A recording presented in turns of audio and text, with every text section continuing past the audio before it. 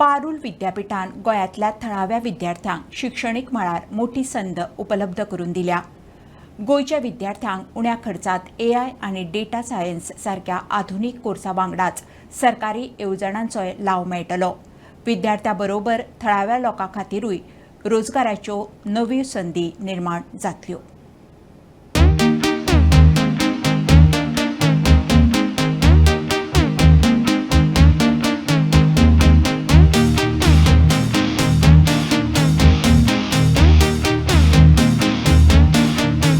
For Goan students, Parul University has given differential fee structure which is lower than students who come from other than Goa, and we are also happy to tell that despite of being private university, our fee structures are at par or even lower than other private higher education institution of Goa.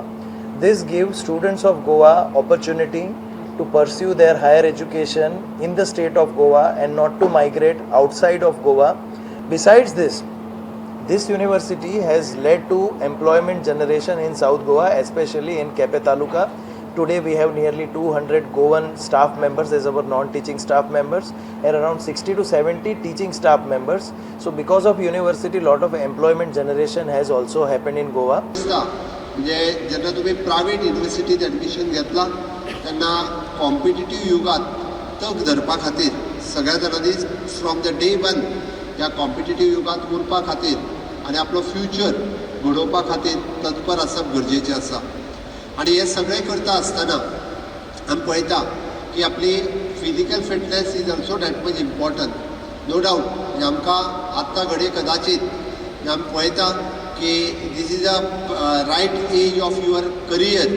आमी career घडोवपा खातीर आपली right age आसा, पण त्याच बरोबर आपली personality घडोवपा खातीर सुद्दां this is a right age. म्हणजे ह्या एजीचेर आमी करियराच्या बरोबर आपली फिटनेस आनी आपली पर्सनॅलिटी हाजेरूय फोकस करप हें गरजेचें आसा।